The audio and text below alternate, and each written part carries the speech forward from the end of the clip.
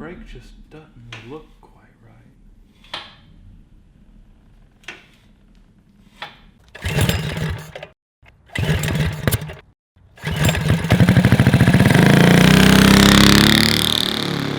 Ike bought this early 1960s Crue Cut Indy 500 go-kart recently, and we did just enough in the last video to get it to limp around, but we mentioned that it deserves a full restoration, so that's exactly what we're doing today. Now, part of the full restoration, I think we should keep this paint job because I believe it's original. I think we can scrub it down real good and throw a wax job on it and get away with that. Yes, everything else is going to be stripped down, sandblasted, and painted because the rust pitting is pretty extreme here. Pretty scaly underneath there. Yeah, other than that, we might throw some racing wheels and tires on just to make it look a little better. That would be awesome. And find a different engine because this 3 horsepower Tecumseh is worn out. She's a little underpowered. We want to keep it vintage though, so let's get right into it. So the first thing we want to do is take the body off.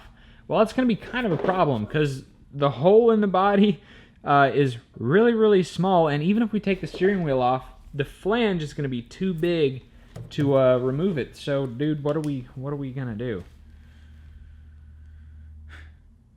We might have to cut the shaft. So you're telling me this body has been on this go-kart since probably the early 1960s? Since new. It has not been separated. It's kind of what it looks like, dude.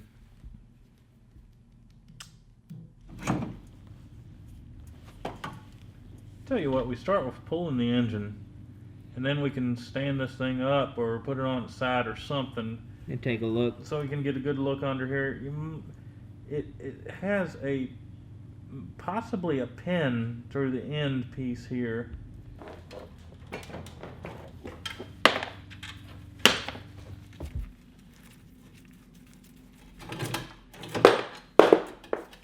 It's coming off.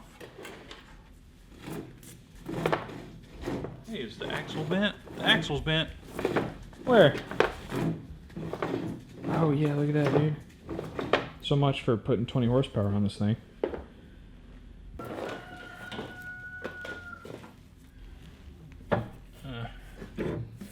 That stop has been bent. It's pretty rusty, man, but it's not terrible. So there are 2 Allen bolts right there, but those are probably way too rusty to do anything with. And that may release the steering, but like, I mean, we can try, dude, but like, it's probably not gonna work. It continues to blow my mind that this was $700 new. Just look at how wobbly it is. We're looking at like maybe 1/8 inch steel here. I don't even think it's that, and it's angle iron. It's not even tubing or pipe. There's no diagonal reinforcement. It's just like a ladder. But then again, if this was designed for a light kid and not a lot of horsepower, I mean, it obviously worked because it's still here. I don't think it was designed for a kid. Because it's very long. Big. Yeah, it's quite long. Yeah, and it fits us fine. So I'm thinking it was built for more teenagers or adults. So we've given this cart a good look over, and it really looks unmolested. The brake linkage is doing something funny here, which causes it to drag on the ground, but we can figure something out. Doesn't look like there's been any cutting or modification or welding done after the original assembly. It's crazy. They charge $700 for this thing, and it's made out of like 1/8 inch or thinner angle iron with only four cross members here and then a solid piece of square tubing across the front axle. There's no diagonal bracing going on, so it's actually really, really wobbly. I mean, it's still cool. I don't mean to be like bad talking it. I just think it's interesting. Ike went online and bought a Crue Cut sales pamphlet, and we got a good idea of who they tried to sell this thing to. Well, on the pamphlet it says like Dad and the kids are gonna love the 25-mile-an-hour top speed, but on top of kind of fathers and children, they also said that this would be a good sales tool for fundraising or sweepstakes. So that was interesting, and I think that's probably how they justified charging $700. I mean, obviously a business is going to have more money to spend than the consumer, so it was probably marketed to businesses for fundraising and then probably upper class people who could spend almost the equivalent of $6,000 on a go-kart. So now that we've done our investigating, we know this thing is really, really clean for how old it is. We're going to go ahead and cut that steering shaft so we can take the body off. So we figured before we cut the shaft to get the body off, we'd give these little Allen bolts a try. So we let her soak in some penetrating oil, and I've got an Allen here to try to loosen it up. Oh, You look gotta at be that. kidding me, dude. That's insane. Well, let's not celebrate. There's 2 of them. Well, all right, dude, we might have something here. Dude, that's a pin. Oh, so it has to be knocked out? That's got to be knocked out.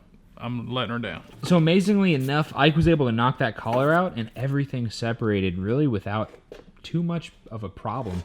So we're going to take some sandpaper, clean that up, and then pull the steering shaft out. Yep, so I sanded the steering shaft. Give it a shot, buddy. Yeah, you're going to have to hold it. There we go. There's your collar that's going to have to get knocked off. Can you, Just hammer. Hannah? Oh, no. Don't even need a hammer. No way! That's insane, dude.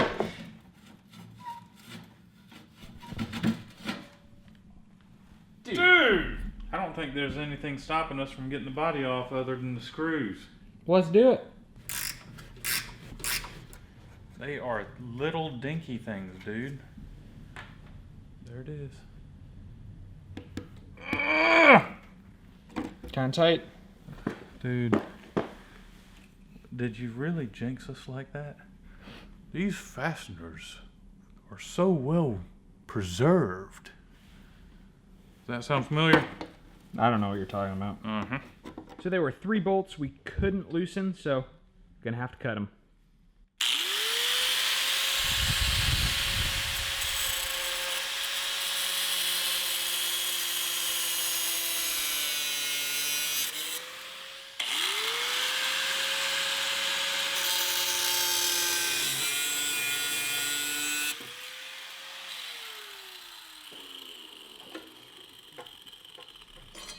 So that one's off. So all we lack now is that.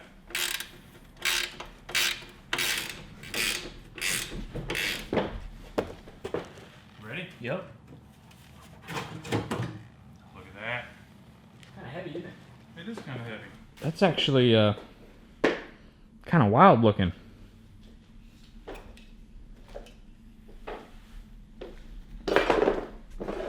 It's so simple. Is it wider? It up looks front? wider. I mean, the track may not be, but it looks wider by the extra bracing on the side there where the foot rests. Brake just doesn't look quite right. See how low it is to the ground?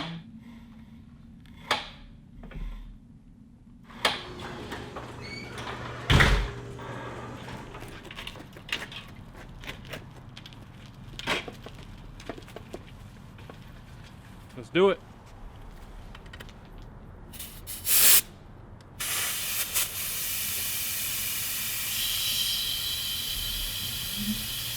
All right. Yep.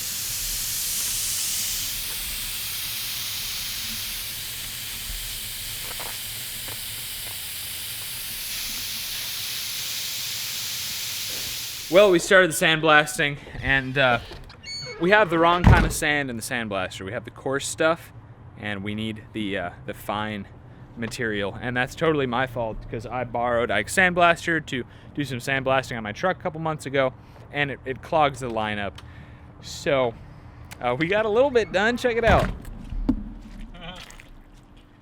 It looks really good in that one spot, and the sun is going down, so I don't think we're gonna have time to do it today. We need to drain the old sand out of that tank and then put the finer stuff in it.